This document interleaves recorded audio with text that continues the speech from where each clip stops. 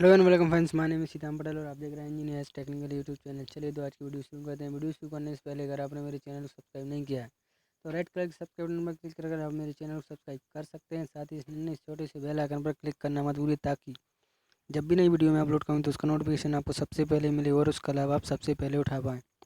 चलिए तो आज की वीडियो शुरू करते हैं। तो आज हम जिस टॉपिक के बारे में बात करना चाहते हैं उसकी हेडिंग आप होम स्क्रीन पर देख सकते हैं। आज अपन 3 चीज़ों के बारे में बात करेंगे। सबसे पहला स्पीड है, टाइम और डिस्टेंस, यानी कि चाल, समय और दूरी। तो इससे रिलेटेड आज अपन इसके पूरे कॉन्सेप्ट को समझने की कोशिश करेंगे। चलिए तो मैं आपको फटाफट लेकर चलता हूँ नेक्स्ट पेज पर। नेक्स्ट पेज पर क्या करेंगे, अपन इसके कुछ इंपॉर्टेंट फैक्ट जान लेंगे। तो मान चलिए सबसे पहले अपन बात कर लेते हैं चाल। ठीक है, सबसे पहले तो क्या कर लेता हूँ, मैं आपको बता देता हूँ कि चाल को क्या करते हैं। चाल को जो है इंग्लिश में क्या बोलते हैं, स्पीड बोलते हैं। ठीक है, तो किसी वस्तु द्वारा इकाई समय में चली गई दूरी को क्या कहते हैं, उसकी चाल कहते हैं। इसे किससे रिप्रेजेंट किया जाता है, इसे एस से रिप्रेजेंट किया जाता है। ठीक है, चाल बराबर क्या होगा, दूरी बटे समय, यानी कि स्पीड बराबर कितना हो जाएगा, डी अपॉन कितना हो जाएगा, T. D upon T, T मतलब बोले तो दूरी, डिस्टेंस। ठीक है, और टी बोले तो समय। तो चलिए मैं आपको नेक्स्ट इंपॉर्टेंट फैक्ट की तरफ लेके चलता हूँ। नेक्स्ट फैक्टर की तरफ लेके चलते हैं, मतलब कि टाइम की तरफ। चलिए तो मैं इस पर क्या करता हूँ, थोड़ा सा इसको ऊपर लेके चलता हूँ और आपको बताता हूँ कि आखिरकार समय क्या होता है। ठीक है, चलिए इसको देख लेते हैं। किसी वस्तु द्वारा एक निश्चित दूरी को तय करने में जितनी अवधि लगती है वह उस वस्तु द्वारा लिया गया समय कहलाता है। इसे क्या करते हैं, टी से रिप्रेजेंट करते हैं। ठीक है, तो समय बराबर क्या हो जाएगा, दूरी अपॉन चाल हो जाएगा, इसके जस्ट अपोजिट ही। और जो मात्रक है, जो कि चाल की मात्रक कितने हो जाते हैं, चाल की मात्रक 2 हो जाते हैं। चलिए मैंने आपको बताया नहीं लेकिन मैं उसमें बता देता हूँ कि जो चाल के मात्रक हैं वो 2 होते हैं। सबसे पहला होता है किलोमीटर पर आवर्स। ठीक है, उसके बाद सेकंड नंबर पर क्या होता है, मीटर मीटर प्रति सेकंड, ये होता है। ठीक है, अब मैं आपको लेकर चलता हूँ टाइम की तरफ। चलिए टाइम में देख लेते हैं टाइम का क्या होता है। टाइम के यूनिट 3 होते हैं।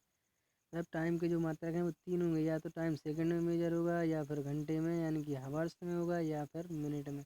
इन 3 में से किसी में भी टाइम हो सकता है। चलिए अब लास्ट में लेके चलता हूँ मैं आपको दूरी की तरफ। चलिए देख लेते हैं, यहाँ पर देखिए दूरी। दूरी को इंग्लिश में क्या बोलते हैं, डिस्टेंस बोलते हैं। दूरी के लिए क्या बोलते हैं, इंग्लिश में डिस्टेंस बोलते हैं।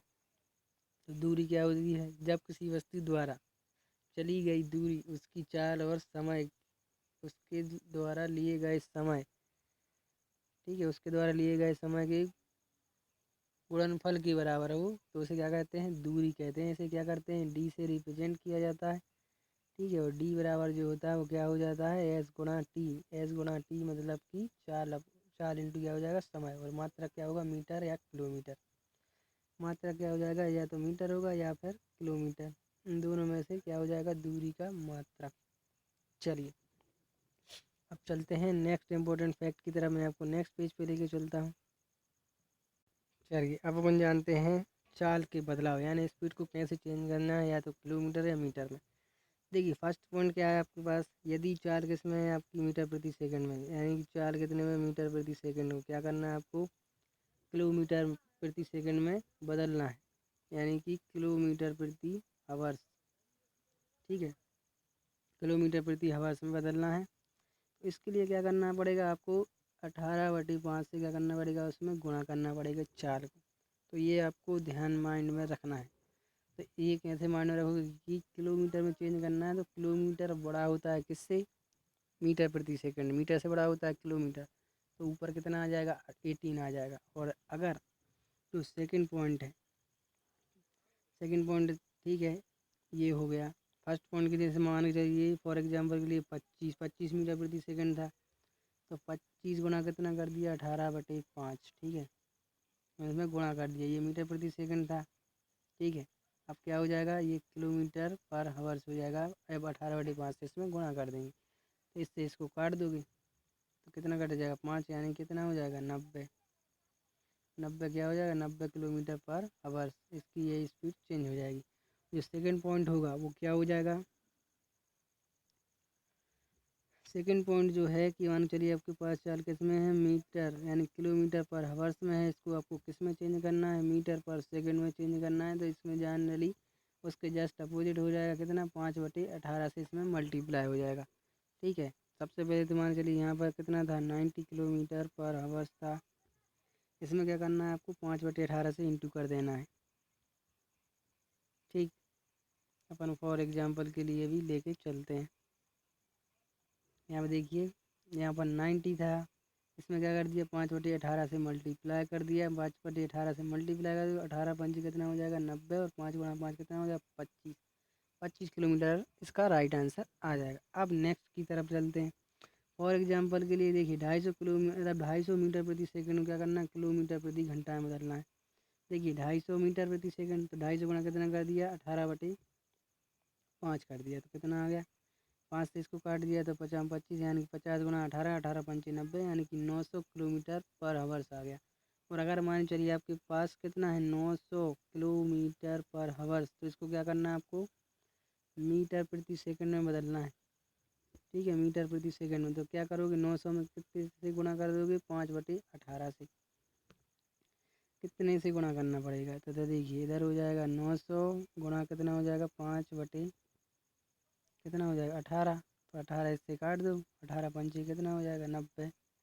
कितना हो जाएगा, 250। ये आ जाएगा आपका सेम टू सेम 250 कितना हो जाएगा, 250 मीटर प्रति सेकंड। तो इस प्रकार से आप चाल को इन दोनों यूनिट में आप चेंज आसानी से कर सकते हो। चलिए मैं आपको नेक्स्ट पोर्शन की तरफ लेकर चलता हूँ। अब जानते हैं कुछ नेक्स्ट फैक्टर। चलिए तो सबसे पहले क्या करेंगे, अपन औसत के बारे में जान लेंगे। औसत आगे एक्चुअल में होता क्या है। चलिए मैं आपको इसमें ज़्यादा टाइम नहीं लूँगा, तो इसमें आपको सीधा सीधा ही बता दूंगा कि इसमें होता क्या है। इसमें देखिए, मान चलिए कि आपके पास 2 पॉइंट है। औसत चाल को ज्ञात करने के लिए आपको 2 पॉइंट की आवश्यकता होती है। ठीक है, यह एक्चुअल में औसत चाल होती क्या है ये अपन जान लेते हैं।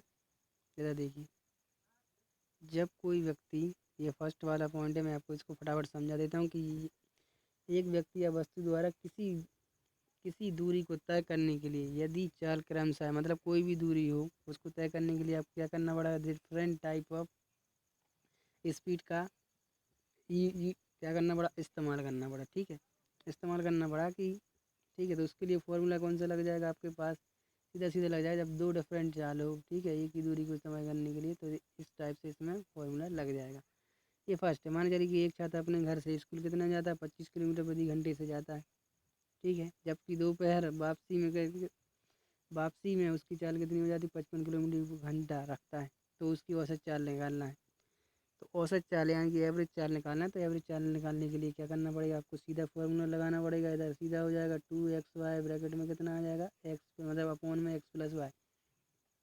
इस फॉर्मूले में आपको क्या करना है, मान रखना है। मान रखने के बाद जो भी आप सॉल्व करोगे, तो सॉल्व करने के बाद आपके सामने जो आंसर आएगा वो कितना आ जाएगा, यहाँ पर देखिए आंसर आपका इतना आ जाएगा,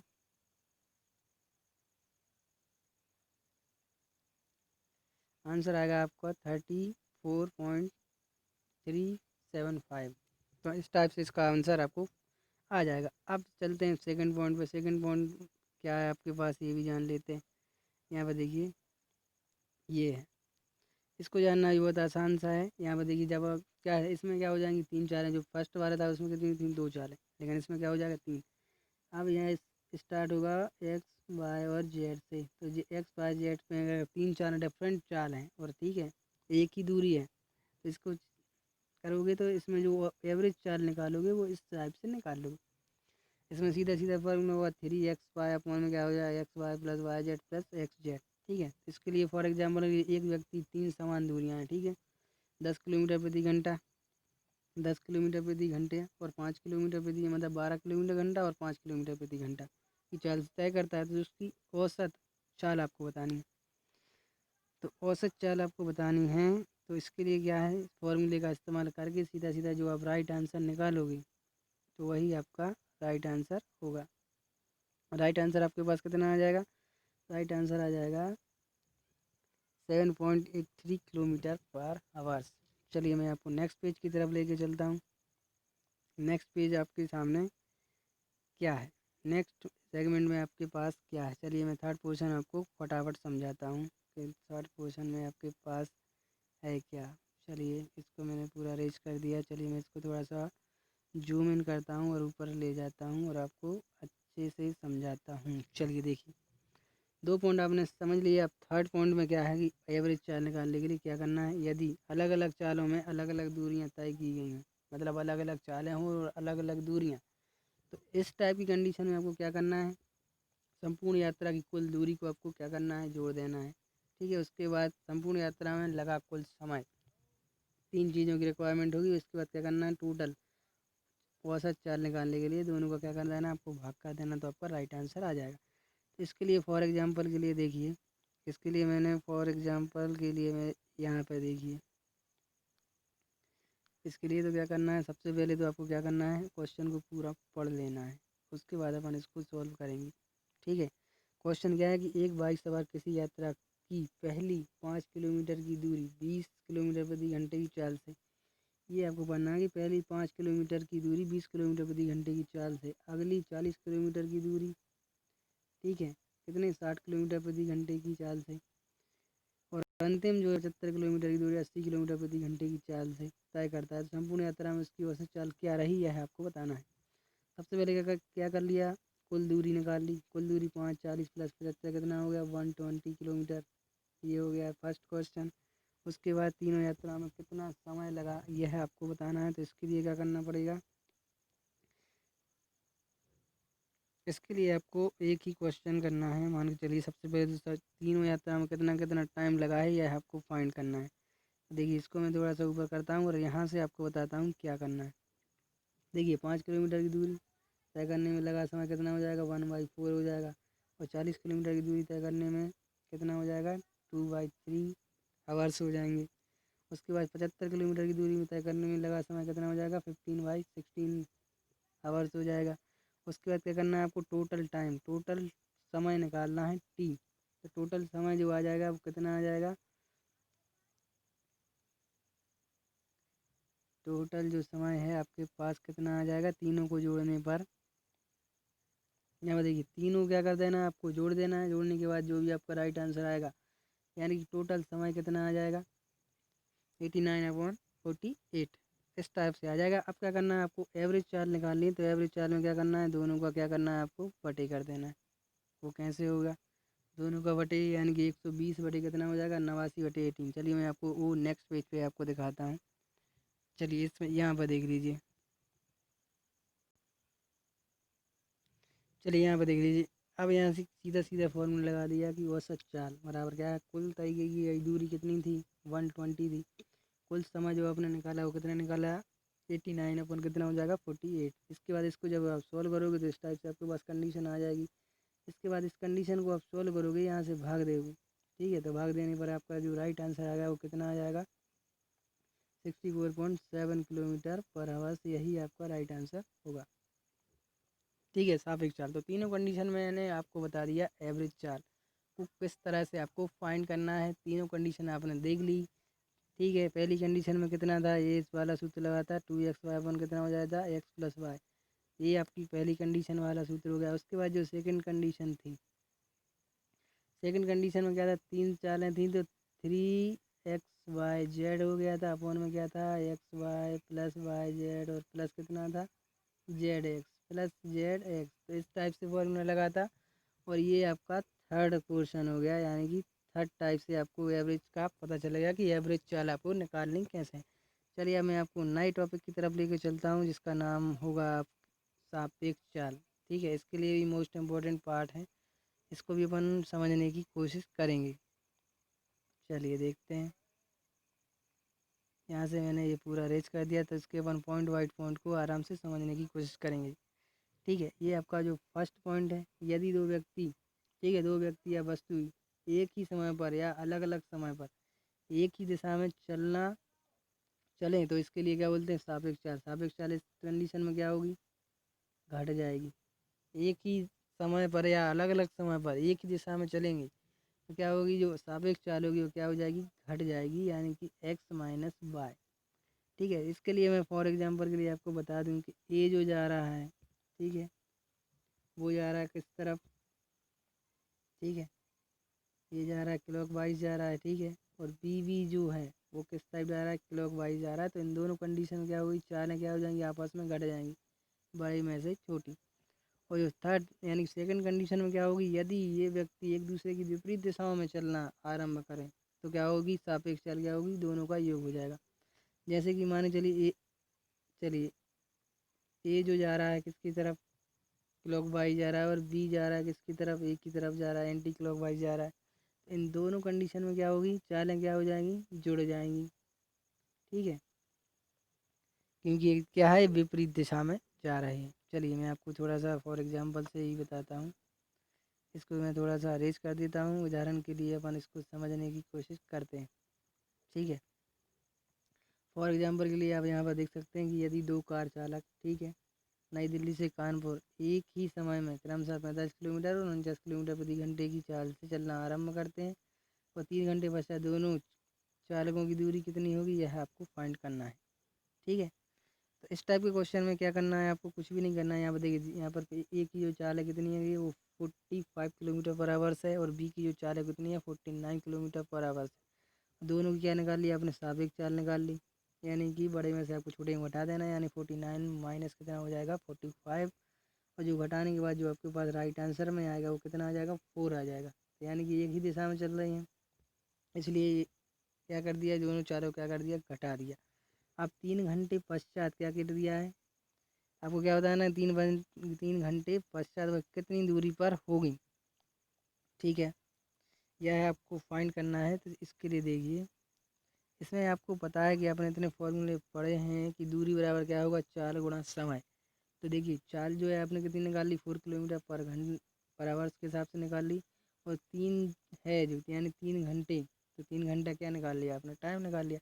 इसको क्या कर दिया, आपस में गुणा कर दिया, गुणा करने के बाद कितना आ गया आपके पास, 12 किलोमीटर, यानी कि 3 घंटे बाद क्या होगा, दोनों कारें कितनी हो जाएंगी, 12 किलोमीटर की दूरी कवर कर लेंगी, ठीक है, दूरी तक जाएंगे। चलिए मैं आपको ले चलता हूँ नेक्स्ट सेगमेंट की तरफ कि इस टाइप में आप नेक्स्ट आपके पास क्या है। ये आपके पास मेन इंपॉर्टेंट पॉइंट है, इसको बहुत अच्छे से आपको समझ लेना है।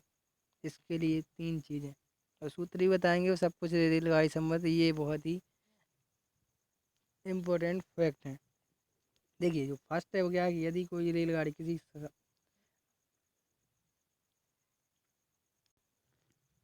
तो देखिए ये आपका मोस्ट इम्पोर्टेंट टॉपिक है कि रेलगाड़ी संबंधित महत्वपूर्ण तथ्य एवं सूत्र। सबसे पहले तो आपको इसके बारे में जान लेना चाहिए कि यदि कोई रेलगाड़ी किसी खम्भे, देखिए माने चलिए कि कोई रेलगाड़ी ये जा रही है, ठीक है, ये क्या है, रेलगाड़ी है, और ये आपके पास कोई भी नगण्य खम्भा है, ठीक है, इसको पार करेगी, ठीक है, खम्भे या किसी व्यक्ति, यानी कि जिसकी ऐसी चीज़ जिसकी कोई भी मतलब लंबाई ना हो, नगण्य शून्य के टाइप हो, मतलब शून्य बराबर इसकी क्या हो, लंबाई को पार कर दिए, तो क्या है, रेलगाड़ी द्वारा चली गई दूरी, मतलब रेलगाड़ी द्वारा चली गई दूरी जो होगी वो कितनी हो जाएगी, वो रेलगाड़ी की लंबाई के बराबर होगी, ठीक है। ये अगर इसको पार किया तो यहाँ कोई कितने भी कम में आ जाए, ठीक है। तो इस टाइप से ये आपका पहला ऑप्शन बना कि यदि कोई रेलगाड़ी किसी खम्भे, व्यक्ति या किसी नगण्य लंबाई की वस्तु को पार करती है तो रेलगाड़ी द्वारा चली गई दूरी रेलगाड़ी की कुल लंबाई के बराबर होगी, ठीक है। ये आपका पहला पॉइंट हो गया। उसके बाद सेकंड पॉइंट में क्या है, यदि कोई रेलगाड़ी किसी पुल या प्लेटफॉर्म या सुरंग आदि को पार करती है तो इस टाइप में क्या होगा कि अगर कोई भी रेलगाड़ी है किसी प्लेटफॉर्म को, ठीक है, प्लेटफॉर्म या किसी पुल को पार करती है तो रेलगाड़ी द्वारा चली गई दूरी क्या हुई, प्लेटफॉर्म यानी सुरंग की लंबाई प्लस रेलगाड़ी की लंबाई, तो इन दोनों की लंबाइयों क्या करना है, आपको जोड़ देना है, ठीक है। ये हो गई आपकी रेलगाड़ी और ये हो गई आपकी ब्रिज की लंबाई, ठीक है। तो रेलगाड़ी द्वारा कुल चली गई दूरी आपको प्राप्त हो जाएगी। अब जो थर्ड कंडीशन क्या है, यदि रेलगाड़ी किसी अन्य रेलगाड़ी को पार करती है तो प्रत्येक रेलगाड़ी के लिए चली गई दूरी दोनों रेलगाड़ियों का क्या होगा, योगफल होगा। तो ये आपको ये करना है कि यदि कोई रेलगाड़ी किसी अन्य रेलगाड़ी को पार करती है, ठीक है, यदि कोई रेलगाड़ी किसी अन्य रेलगाड़ी को पार करती है तो प्रत्येक रेलगाड़ी के लिए चली गई दूरी, यानी दोनों रेलगाड़ी के लिए चली गई दूरी कितनी होगी, दोनों रेलगाड़ियों की लंबाई का योगफल। ठीक है, चाहे वो इस साइड से चले चाहे वो इस साइड से चले, दोनों में क्या हो जाएगा, दोनों की चालों का क्या हो जाएगा, दोनों की जो लंबाइयाँ होगी वो जुड़ जाएंगी। ठीक है, दोनों रेलगाड़ियों की लंबाई हो गई जुड़ जाएंगी। चलिए ये तो कुछ इंपॉर्टेंट फैक्ट हो गए। चलिए मैं आपको लेके चलता हूँ और इससे महत्वपूर्ण सूत्र के बारे में अपन जान लेंगे। देखिए सूत्र, तेज रेलगाड़ी द्वारा मंदी रेलगाड़ी को पार करने में लगा समय जब दोनों एक ही दिशा में जा रही हैं। तो देखिए इसके लिए क्या फॉर्मूला लगेगा, जब दोनों क्या कर रही हैं, एक ही दिशा में जा रही हैं, मतलब ये तेज़ रेलगाड़ी, उसके बाद मंदी रेलगाड़ी को पार करने में लगा, मतलब तेज़ रेलगाड़ी जो है वो धीमी रेलगाड़ी को पार करने में जो समय लगता है जब दोनों एक ही दिशा में जा रही हों, उसके लिए क्या है, दोनों लंबाइयों का योगफल, तेज़ रेलगाड़ी की चाल माइनस धीमी रेलगाड़ी की चाल, यानी कि दोनों ट्रेनों की क्या करना है, आपको लंबाइयों का योगफल कर देना है। ठीक है, उसके बाद तेज़ स्पीड या धीमी स्पीड को क्या करना है, माइनस करना है। ये आपका पहला सूत्र लगेगा। उसके बाद सेकंड में क्या है कि यदि रेलगाड़ी विपरीत दिशा में जा रही हैं, ठीक है, धीमी और तेज़ यानी कि विपरीत दिशा में जा रही हैं, तो तेज़ रेलगाड़ी द्वारा धीमी रेलगाड़ी को पार करने में लगा समय, देखिए देखिए इधर किस में जा रही हैं, समान में जा रही हैं, इधर किस में जा रही हैं, विपरीत दिशा में जा रही हैं, तो इसमें क्या है, दोनों रेलगाड़ियों की लंबाइयों का योग ऊपर सेम उनकी चारों का क्या हो जाएगा, योगफल। इधर क्या था, अंतर था, तो इधर इधर क्या हो गया, योगफल। चलिए थर्ड कंडीशन में आपको बताता हूँ कि थर्ड कंडीशन में किस टाइप से फॉर्मूला लगेगा। फोर्थ भी होती है, देखिए दो रेलगाड़ियाँ ए और बी स्टेशन में एक ही समय पर बी से बी, मतलब एक ही समय पर बी तथा ए की ओर चलना आरंभ करते हैं। ठीक है, मतलब ए बी स्टेशन है, दोनों आपस में चलना आरंभ करती हैं, एक दूसरे को पार करने में क्रमशः T1 और T2 घंटे बाद वे बी से ए पर पहुंच जाती हैं। ठीक है, यदि ए से चलने वाली रेलगाड़ी की चाल कितनी है, ए से चलने वाली रेलगाड़ी की चाल x किलोमीटर है, बी से चलने वाली की रेलगाड़ी क्या निकालना है, आपको चाल निकालना है। तो देखिए आपको क्या करना है, देखिए ए से चलने वाली रेलगाड़ी की क्या निकाल लिया आपने, चाल निकाल ली है, x किलोमीटर प्रति घंटा है, तो आपको क्या करना है, बी की चाल निकालना है, मतलब कि बी से चलने वाली रेलगाड़ी की क्या निकालना है आपको, चाल।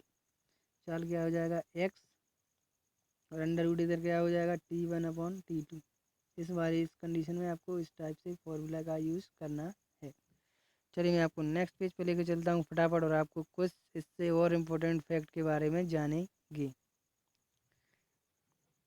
चलिए जी इसके बारे में जान लेते हैं कि फोर्थ अपने पास क्या है, कि फोर्थ देख लेते हैं कि फोर्थ, यदि किसी रेलगाड़ी की सीधे रास्ते पर जो चाल है वो कितनी है, x किलोमीटर प्रति घंटा, तथा रुकने वाले स्थानों पर y किलोमीटर प्रति घंटा। ठीक है, तो ट्रेन का 1 घंटे में रुकने का लगा समय कितना हो जाएगा, ये है आपको फाइंड करना है। तो x माइनस वाई अपॉन कितना हो जाएगा, x गुणा कितना हो जाएगा, 60 मिनट। ठीक है, मतलब कोई भी स्टेशन पे वह रुकती है तो कितनी स्पीड से जा रही है और कितने समय रुकती है, तो ये आपको फाइंड करना है। तो इस वाली फॉर्मूले से आप ये फाइंड कर सकते हैं। चलिए मैं आपको फॉर एग्जांपल के लिए बताता ही हूँ कि फॉर एग्जांपल के लिए आपको क्या करना है। चलिए इसको देख लेते हैं। उदाहरण नंबर 4 देखेंगे तो आपको बहुत ही आसानी समझ में आएगा। यहाँ पर देखिए, यदि 300 मीटर लंबी रेलगाड़ी, ठीक है, यदि 300 मीटर लंबी एक रेलगाड़ी 72 किलोमीटर प्रति घंटे की चाल से चल रही है, एक खम्भे को पार करने में कितना समय लेगी, यह आपको बताना है। अब देखिए इसमें भी आपको कुछ भी नहीं करना है, रेलगाड़ी द्वारा चली गई दूरी की सीधा सीधा कितनी चली गई, 300, क्योंकि 300 रेलगाड़ी की दूरी है। ठीक है, 72 किलोमीटर प्रति घंटा है, लेकिन आपको क्या करना है, टाइम बताना है। तो टाइम बताने के लिए किसमें करना चाहिए पड़ेगा आपको, सेकंड में, पर यह किलोमीटर में है। सबसे पहले तो क्या कर दिया, जो किलोमीटर था उसको क्या कर लिया, मीटर पर सेकंड में इसको चेंज कर लिया। चेंज करने के लिए क्या किया है कि 5/18 से मल्टीप्लाई, इसको करोगे तो इधर 4 बार जाएगा, 4 गुणा 5 करोगे तो यानी 20 मीटर प्रति सेकंड के हिसाब से आपका क्या निकल आएगी, चाल। अब चाल दिया है तो क्या निकालना है आपको, समय निकालना है। समय निकालने के लिए क्या होगा, दूरी बटे चाल, यानी 300/20 यानी कि 15 मिनट, मतलब 15 सेकंड आपका क्या हो जाएगा, करेक्ट आंसर। चलिए मैं आपको ले चलता हूँ अगले। चलिए इसको बराबर सॉल्व करने की कोशिश कीजिए कि जब दो रेलगाड़ी जिनकी लंबाई है 100 मीटर, 80 मीटर है। यदि तेज़ रेलगाड़ी की जो चाल है वो 72 किलोमीटर प्रति घंटा, धीमी रेलगाड़ी की जो चाल है वो 54 किलोमीटर प्रति घंटा है। तो तेज़ रेलगाड़ी कितने समय में आगे चलती हुई धीमी रेलगाड़ी को पार करेगी? ये बहुत ही इंटरेस्टिंग क्वेश्चन है। चलिए इसको फटाफट सॉल्व करने की कोशिश कीजिए। तो यहाँ पर देखिए दोनों रेलगाड़ियों की क्या मतलब आपके पास लंबाइयाँ हैं, एक तो 100 मीटर और एक तो 80 मीटर, ठीक है। एक 72 किलोमीटर प्रति घंटे जा रही है, एक धीमी। एक मतलब तेज़ रेलगाड़ी की जो स्पीड S1 है वो कितनी हुई आपके पास 72 किलोमीटर पर आवर्स है। उसके बाद जो S2 यानी कि ये हो गया आपके पास 54, ये आपके पास 54 किलोमीटर पर आवर्स है। तो कितने समय बाद वे आगे चलती धीमी गाड़ी को पार कर जाएंगी, यह आपको बताना है। मतलब एक ही डायरेक्शन में जा रही हैं, तो एक ही डायरेक्शन में जाने के लिए आपके पास जो फॉर्मूला है वो किस टाइप से होगा यह आपको बताना है। सबसे पहले तो देख लेते हैं। यहाँ पर देखिए जो मतलब जो थी मतलब धीमी रेलगाड़ी की चाल निकाली। यहाँ पर 54 किलोमीटर प्रति घंटा था, इसको क्या कर लिया मीटर प्रति सेकंड में इसको चेंज कर लिया, तो इस टाइप से आ गया। कितना आ गया 15 मीटर प्रति सेकंड। उसके बाद जो तेज़ रेलगाड़ी थी उसके लिए भी क्या कर लिया मीटर प्रति सेकंड में इसको चेंज कर लिया, तो इसको चेंज करने पर 20 मीटर प्रति सेकंड के हिसाब से इसकी भी चाल आ गई 20 मीटर प्रति सेकंड। उसके बाद जो अभी समय है उसको निकालिए कि दोनों रेलगाड़ियों की लंबाइयाँ। अब मीटर में क्यों चेंज किया? क्योंकि जो लंबाइयाँ हैं वो जो किस में है मीटर में है, इसलिए इसको मीटर में चेंज करना पड़ा। चलिए आगे देखते हैं। इसको थोड़ा सा ऊपर करते हैं तो ऊपर से आपको अच्छे से समझ में आ जाएगा। तो देखिए यहाँ पे होगा दोनों, ये वाला सूत्र लगा दिया। इसमें क्या कर दिया दोनों लंबाइयों क्या कर दिया योगफल अपॉन में कितना हो जाएगा 20 माइनस का 20, क्योंकि वह एक ही दिशा में जा रही थी। ठीक है, इसको सोल्व किया तो कितना आ गया आपके पास 36, मतलब 36 सेकंड बाद तेज़ रेलगाड़ी धीमी रेलगाड़ी क्या कर जाएगी पार कर जाएगी। ये आपका करेक्ट आंसर हो गया। चलिए मैं आपको ले चलता हूँ नेक्स्ट पेज की तरफ, और नेक्स्ट सेगमेंट में अपन क्या जानेंगे इसके बारे में यह अपन देख लेते हैं। चलिए अब अपन नाव एवं धारा से संबंधित महत्वपूर्ण सूत्र व तथ्य में विचार करेंगे। शांत जल के बारे में भी जानेंगे, सारी चीज़ें इसके बारे में जानने की कोशिश करेंगे। चलिए देखते हैं। सबसे पहले तो जान लेते हैं कि जब किसी तालाब या झील पर जल बिना हलचल या गतिहीन हो, मतलब जल बिना हलचल या गतिहीन हो, मतलब उसमें कोई भी गति ना हो, तो उसे क्या कहेंगे शांत जल। इस टाइप का है कि जल को क्या कहेंगे शांत जल, ठीक है। या इसमें धारा का वेग क्या हो जाएगा शून्य हो जाएगा, मतलब धारा में इसका वेग क्या हो जाएगा शून्य। अब देख लेते हैं अनुप्रवाह क्या कहलाता है। इसके अंतर्गत जिधर धारा का वेग होता है उधर ही नाव जाती है, मतलब जिधर धारा का वेग होता है उधर ही नाव जाती है। इस प्रकार के क्या बोलते हैं प्रवाह को अनुप्रवाह बोलते हैं। यदि नाव व जहाज की चाल x है और y धारा की चाल हो गई, तो जल में नाव जहाज की सापेक्ष चाल कितनी हो जाएगी नाव व जहाज की चाल प्लस धारा की चाल, यानी कि x प्लस वाई चाल क्या हो जाएगी दोनों के जुड़ जाएगी, ठीक है। उसी में चाल क्या हो जाएगी ऐड हो जाएगी। आप भी उस तरफ जा रहे हो, हवा भी उस तरफ चल रही, तो आपकी चाल और आप मतलब हवा की चाल दोनों क्या हो जाएगा ऐड हो जाएगा, और आप उसी तरफ जो है चले जाएंगे। चलिए सेकंड पॉइंट में देख लेते हैं। सेकंड पॉइंट में आपको बताता हूँ कि सेकंड पॉइंट में क्या आ गई उत्प्रवाह, ठीक है। अब ये क्या होता है उत्प्रवाह, क्या है कि आपको क्या करना है विपरीत दिशा में जा रहे हैं, ठीक है। इसके अंतर्गत जिधर धारा का वेग होता है नाव व जहाज उसके विपरीत दिशा में जाती है। अगर मान चलिए धारा की चाल इस साइड जा रही है तो आप मान के चलिए इस साइड जाओगे, तो ऐसी कंडीशन में क्या हो जाएगी घट जाएगी। मतलब कि जहाज की जो सापेक्ष चाल निकालोगे नाव व जहाज की सापेक्ष चाल, इसमें क्या हो जाएगा एक्स माइनस पाई, क्या हो जाएगा दोनों में से क्या हो जाएगा घट जाएगी। और जो पहली वाली कंडीशन में क्या था अनुप्रवाह में क्या कर रहे थे अपन, इसको भी जान लेते हैं। अनुप्रवाह में आप इस साइड जा रहे थे और धारा की चाल भी है वो क्या थी एक ही डायरेक्शन में थी। उस समय क्या हो रहा था दोनों चालें क्या हो रही थी जुड़ रही थी। लेकिन इधर ऐसा नहीं होगा, इधर क्या हो जाएगा घट जाएंगी, ठीक है। अब इसके लिए फॉर्मूला देख लेते हैं कि फॉर्मूला कौन कौन से यूज होते हैं। अनुप्रवाह में नाव व जहाज की चाल क्या हो जाएगी एक्स प्लस वाई हो जाएगी, ठीक है। उपरोक्त में ऊर्ध्व प्रवाह में जहाज की चाल जो कितनी हो जाएगी एक्स माइनस वाई हो जाएगी। अब देख लेते हैं नाव की चाल। अनुप्रवाह प्लस उत्प्रवाह बटे कितना हो जाएगा 2। ये फॉर्मूला आपको याद में रखना है। उसके बाद धारा की चाल, अनुप्रवाह हो जाएगा माइनस, इधर देखिए प्लस हो जाएगा नाव की चाल, और इधर माइनस होगा अनुप्रवाह माइनस ऊर्ध्वाधर चाल अपॉन कितना हो जाएगा 2। तो ये कुछ सूत्र आपको माइंड में क्या रखना है, सेट रखना है। इन दोनों सूत्रों को आपको क्या करना है, सेट रख लेना है माइंड में। तो आप पे कोई भी क्वेश्चन आसानी से सॉल्व करते बन जाएगा। ठीक है, ये हो गया। अब अनुप्रवाह क्या हो गया और उत्प्रवाह क्या हो गया। ठीक है, तो ये सब चीज़ें आपको बहुत ही आसानी से समझ में आ गई होंगी। अगर नहीं आई हैं तो मैं आपको बता दूं, जो अनुप्रवाह में क्या होगा, जो चीज़ें जा रही हैं वो ये क्या करेंगी, एक ही डायरेक्शन में जा रहे हैं कि आप भी उसी डायरेक्शन में जा रहा है, वो धारा की गति भी उसी डायरेक्शन में है। ठीक है, तो इसे क्या कहेंगे, अनुप्रवाह। और जो ऊर्ध्व प्रवाह है, ठीक है, इसके लिए क्या करेंगे कि आप जिस डायरेक्शन में धारा की चाल जा रही है उसी डायरेक्शन में क्या होगा, उसके विपरीत दिशा में आप चलोगे, यानी कि नाव की जो चाल हो जाएगी विपरीत हो जाएगी। तो इसे क्या पढ़ेंगे, ऊर्ध्व प्रवाह। ठीक है, ये सब आपने जान लिया। चलिए मैं आपको एग्जाम्पल करवा के, मतलब एग्जाम्पल करा के आपको बताता हूँ कि आगे किस टाइप से आपको सॉल्व करना है। चलिए इसको देखते हैं और इसको समझने की कोशिश कीजिएगा, क्योंकि ऐसे क्वेश्चनों को समझने में आपको बहुत ही मज़ा आने वाला है, इसको करने में भी बहुत मज़ा आएगा। यहाँ पर देखिए उदाहरण नंबर 6, माने चलिए कि एक व्यक्ति जो है शांत जल में 4 किलोमीटर प्रति घंटे की चाल से चल रहा है। अब शांत जल है और 4 किलोमीटर प्रति घंटे के हिसाब से वो चल रहा है। यदि धारा की चाल कितनी है, 2 किलोमीटर प्रति घंटा हो, और जल प्रवाह के साथ नाव में जाने में कितना, 12 किलोमीटर दूर जाने में कितना समय लगेगा, यह आपको फाइंड करना है। तो इसके लिए देख लेते हैं। यहाँ पर देखिए नाव की चाल कितनी मान ली, एक्स बराबर कितना हो गया, आपके पास दिया है नाव की चाल कितनी है शांत जल में 4 किलोमीटर प्रति घंटा, और धारा की चाल कितनी है 2, और 12 किलोमीटर क्या हो गया आपके पास दूरी। तो समय निकालना है आपके पास, सीधा सीधा है। चालों क्या हो जाएगा, जब दोनों एक ही डायरेक्शन में जा रही हैं, ठीक है, तो क्या हो जाएगा, दोनों चालें क्या हो जाएंगी, मतलब कि शांत जल में एक ही डायरेक्शन में है क्या, हाँ ठीक है।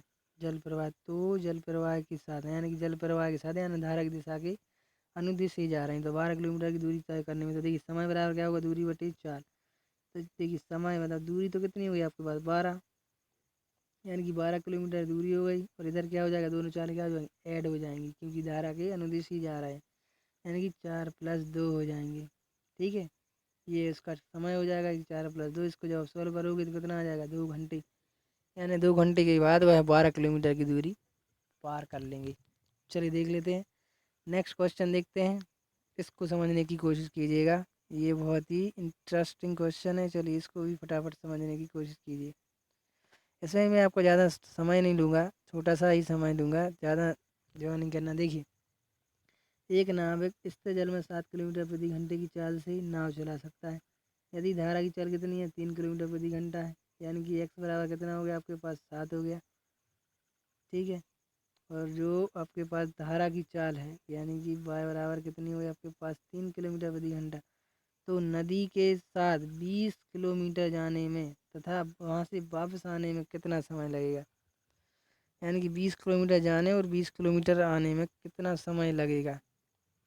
तो ये आपको फाइंड करना है। सबसे पहले तो क्या कर लिए, माना कि दूरी आपने मान ली, कितनी मान ली, डी मान ली। अब नदी के अनुप्रवाह के साथ जाना है, तो उसके लिए क्या होगा, दोनों चालें क्या हो जाएंगी, जुड़ जाएंगी, क्योंकि अनुदिश ही जाना है। ठीक है, एक ही डायरेक्शन में जाना है।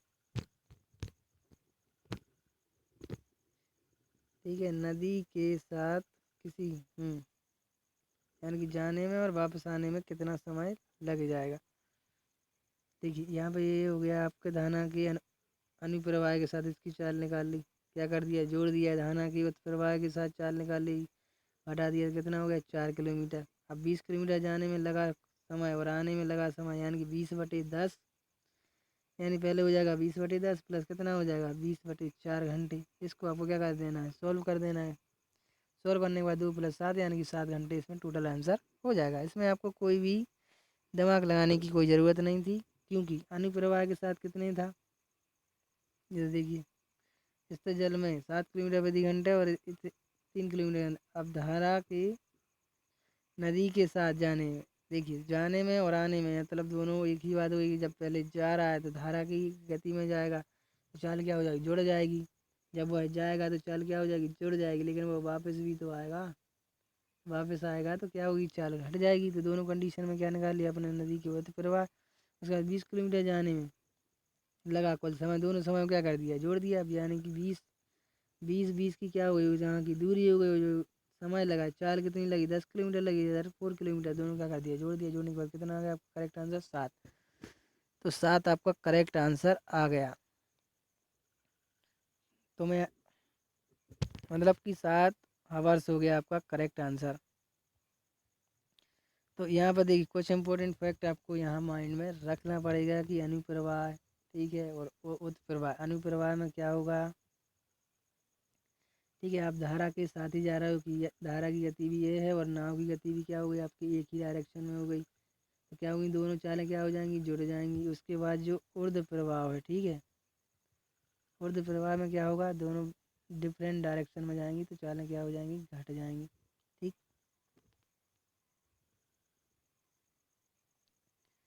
अब देख लेते हैं। तो चलिए, तो आज के लिए बस इतना ही। अगर आपको मेरी वीडियो पसंद आई है तो इसे लाइक कीजिए, शेयर कीजिए, कमेंट कीजिए और चैनल सब्सक्राइब करना मत भूलिए। तब तक के लिए जय हिंद, जय भारत, वंदे मातरम। और हाँ, इस वीडियो को मैक्सिमम 5 फ्रेंड्स के साथ शेयर करना मत भूलिए। मैं देख रहा हूँ कि लोग वीडियो तो देख रहे हैं पर लाइक नहीं करते हैं, तो इस वीडियो पर लाइक कर देना और शेयर भी कर देना। चलिए, तब तक के लिए जय हिंद, जय भारत।